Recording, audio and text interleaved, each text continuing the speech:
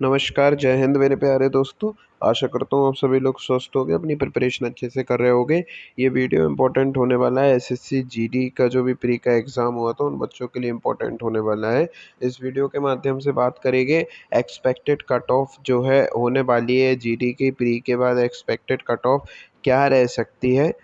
ये cut off कितना रह सकती है, कट ऑफ को निर्धारित करने के लिए कुछ इम्पोर्टेंट फैक्टर्स हैं जिनके माध्यम से ये कहा जा सकता है कि कट ऑफ इस बार बहुत ज़्यादा आपको लो देखने को मिलेगी। इन सब बातों के ऊपर जो इस वीडियो में चर्चा करेंगे। वीडियो बहुत ज़्यादा इन्फॉर्मेटिव होने वाला है आप लोगों के लिए। एक बार अगर आप लोग ये वीडियो देख लेंगे तो आपका जो है जीडी की लो कट ऑफ से रिलेटेड जितना भी जो है डाउट होगा, वो सारा डाउट जो है ख़त्म हो जाएगा। एक बार आपको इस वीडियो को पूरा देखना चाहिए क्योंकि वीडियो बहुत ज़्यादा इन्फॉर्मेटिव है और मुझे बहुत टाइम लगा है लिटरली इस वीडियो को बनाने में। तो चलिए शुरू करते हैं। वीडियो होने वाली है एसएससी जीडी लो कट ऑफ फैक्टर्स। उन फैक्टर्स के बारे में चर्चा करेंगे जिसके आधार पे ये कहा जा सकता है कि एसएससी जीडी की जो है कट ऑफ है वो लो जाने वाली है। ये कुछ इंपॉर्टेंट फैक्टर्स के बारे में चर्चा करेंगे और आपको बताएंगे कि आपको कट ऑफ रह कितनी सकती है और आपको फिजिकल की प्रिपरेशन स्टार्ट जो है कर देनी चाहिए। प्रिपरेशन फॉर फिज़िकल, ठीक है ना, फिज़िकल की आपको प्रिपरेशन स्टार्ट कर देनी चाहिए। इस विषय के ऊपर जो है चर्चा करेंगे, बताएंगे कि लो कट ऑफ रहेगी, इसके पीछे के क्या फैक्टर हैं। देखो वो सबसे बड़ा फैक्टर तो है आपका वैकेंसी। इतनी बम्पर वैकेंसी है भाई, 50,000 प्लस वैकेंसी कुछ होती है, 50 के प्लस वैकेंसी, ठीक है ना। अभी कुछ दिन पहले ही अपडेट करा है, पहले 25,000 थी, फिर 45,000 हुई और अब 50,000 प्लस वैकेंसीज जो है कर दी गई हैं। तो बहुत बड़ी वैकेंसी है, 50,000 प्लस वैकेंसी है। इसका मतलब है कि फ़िज़िकल के लिए कम से कम 4 लाख से 4.5 लाख बच्चों को कॉल किया जाना है। 4 साढ़े 4 लाख बच्चा बहुत ज़्यादा बच्चा होता है, ठीक है ना, आप समझ सकते हो।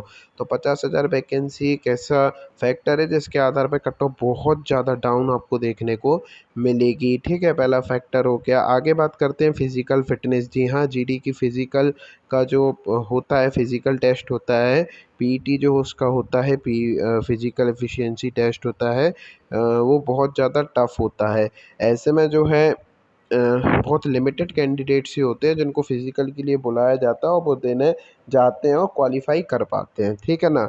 आप इसका उदाहरण इस प्रकार से भी देख सकते हैं कि अभी जो हाल फिलहाल में एसएससी सीपीयू दिल्ली एसआई का जो पेपर था, उसमें जो है 60,000 के लगभग बच्चों को जो है कॉल किया गया था फ़िज़िकल के लिए। इसमें से 30,000 से ज़्यादा बच्चों ने फ़िज़िकल को स्किप कर दिया है। जी हाँ, 50% से ज़्यादा जो है बच्चों ने फ़िज़िकल को स्किप ही कर दिया, मतलब वो देने ही नहीं गए। बाकी जो 30,000 बच्चे देने पहुँचे भी, 60,000 में से जो 30,000 बच्चे देने पहुँचे भी, उसमें से भी आप देखोगे तो आधे क्वालीफ़ाई नहीं कर पाए। 15,000 बच्चे क्वालीफ़ाई कर पाए हैं 60,000 में से। आप समझ सकते हैं फ़िज़िकल का स्तर। तो सीपीयू के फ़िज़िकल में आपको ये देखने को मिला, 30,000 बच्चों ने फ़िज़िकल छोड़ा, 60,000 बच्चों को टोटल कॉल किया गया था, इसमें से 30,000 ने फ़िज़िकल छोड़ा और बाकी जो 30,000 ने फ़िज़िकल दिया भी, उसमें से आधे यानी कि 15,000 के लगभग करीब जो है फ़ेल हो गए और 15,000 ही जो फ़िज़िकल को पास कर पाए। तो जीडी में भी आपको स्थिति वही देखने को मिलेगी क्योंकि तैयारी करने वाले तो बच्चे वही हैं।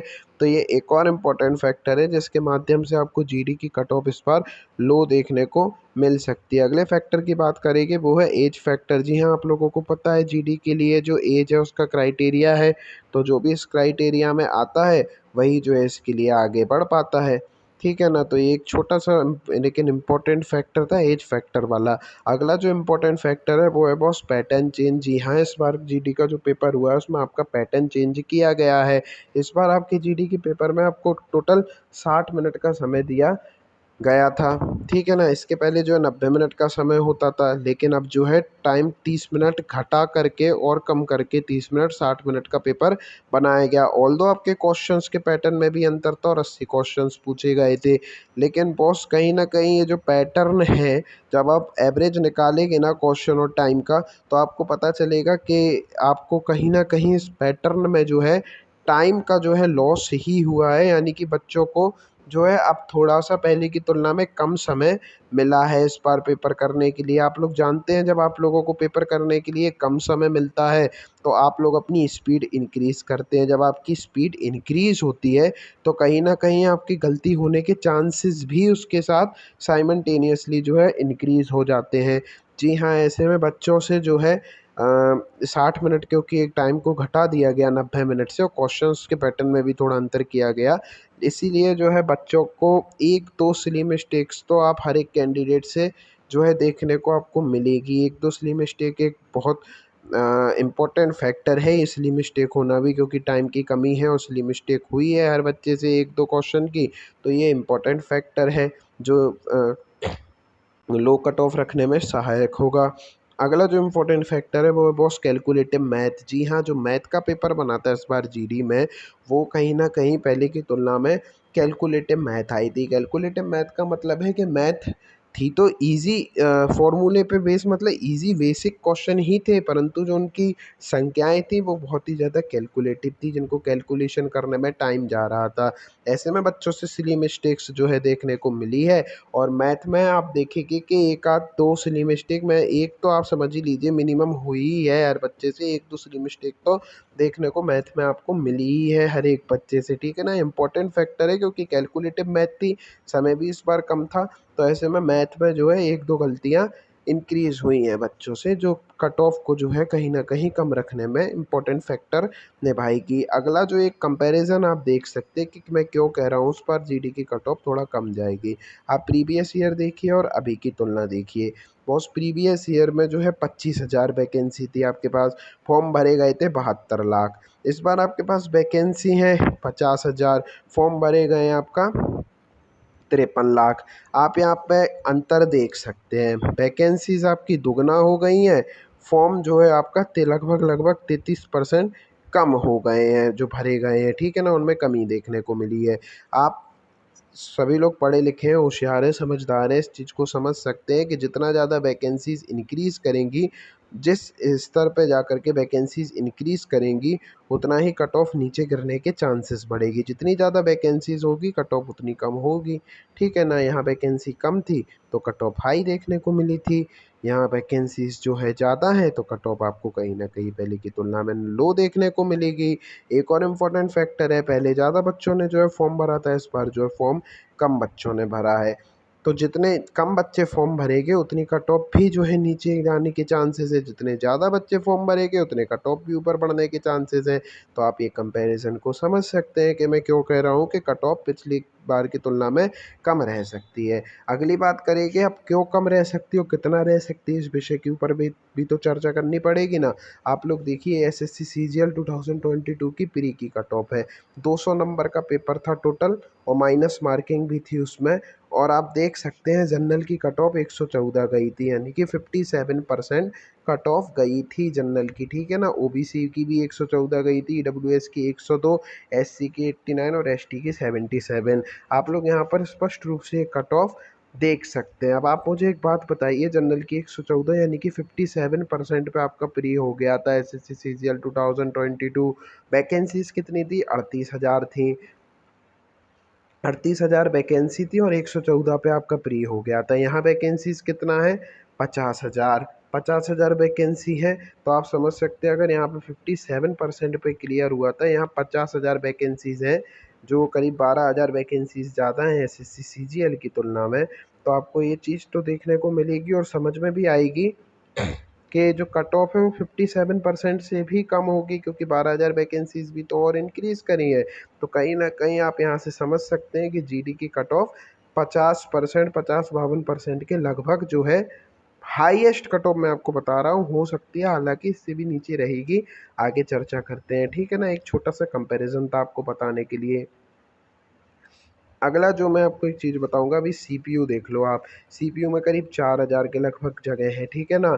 बच्चे जिनको पीटी के लिए यानी कि फिजिकल एफिशिएंसी टेस्ट के लिए जो है क्वालिफाई करवाया गया, तो करीब 60,000 बच्चे सीपीयू में जो है क्वालिफाई करवाए गए थे। आप देख सकते हैं जनरल की कट ऑफ 115, ओबीसी की 102, ईडब्ल्यूएस की 104, एससी की 79 और एसटी की 78। ये सीपीयू प्री की कट ऑफ मैं आपको बता रहा हूँ, जिसमें 60,000 बच्चों को पीटी के लिए क्वालिफाई किया गया था। देख लीजिए अब 115, 57% पे जो है कॉल किया गया था 60,000 बच्चों को, यानी कि टॉप 60,000 बच्चे हैं जो, वो 50 इतने परसेंट वाले थे इसमें सीपीयू में, 57% वाले थे। 200 नंबर का पेपर हुआ था ये, ठीक है ना? 57% पे आप टॉप 60,000 में आ रहे हो। तो जीडी के लिए आप समझ सकते हो ये प्री की कट ऑफ है। सीपीयू की, सीपीयू में 4000 जगह थी, 60,000 बच्चों को कॉल किया गया था। आप समझ सकते हो टॉप 60,000 में अगर आप 115 ला रहे हो यूआर में, तो आप टॉप 60,000 में हो। इतने इतने नंबर अगर आप ला रहे हो तो परसेंटेज आप निकाल लो। 200 नंबर का पेपर था, ये 57.5% होता है, ठीक है ना। 57.5, ये 51% होता है ओबीसी वाला, 51%, ठीक है ना। ईडब्ल्यूएस के लिए आप देख सकते हो यहाँ पर 52%, SC ST के लिए भी आप देख सकते हो 39%, और ये 39.5%, ठीक है। अगर आप इतने परसेंट ला रहे हो तो आप टॉप 60,000 में हो SSC CPU के लिए। तो ये एक इम्पॉर्टेंट फैक्टर है। अब बात करूँगा जीडी की एक्सपेक्टेड कट ऑफ कितना रह सकती है। आप लोग देख लो, ये रह सकती है आपकी जीडी की कट ऑफ। ऑल दो जीडी की कट ऑफ थोड़ा अलग राज्य वगैरह के हिसाब से जाती है, लेकिन आप एक चीज़ स्पष्ट रूप से समझ लो, अगर आपका इतना नंबर आ रहा है जीडी में और आपने फिजिकल क्लियर कर लिया बॉस, आप बन जाओगे बॉस। SSC जीडी में आपका सिलेक्शन हो जाएगा। नंबर इतना आ रहा हो बस आपका, और आप फिजिकल टेस्ट जो है वो क्लियर करके चले आओ। फिजिकल हो जाए आपका कंप्लीट और आप फिजिकल कर लो क्लियर, तो आप समझ लो अगर आपका नंबर इतना इतना है, जनरल में 88, ओबीसी में 85, ईडब्ल्यूएस में 82, SC में 70 और ST में 75, तो आपका सिलेक्शन हो जाएगा। 160 नंबर का पेपर था जीडी का, ठीक है ना, याद रखना है आपको। उसमें अगर आपके इतने इतने नंबर है तो आप अपना सिलेक्शन मान के चलिए, बस आपको फिजिकल निकालना है, ठीक है ना। तो मैं यही आपको बताना चाहता था कि प्लीज़ जो है, अगर आपका अच्छा खासा नंबर बन रहा है तो इसमें तो पूरी चांसेस है।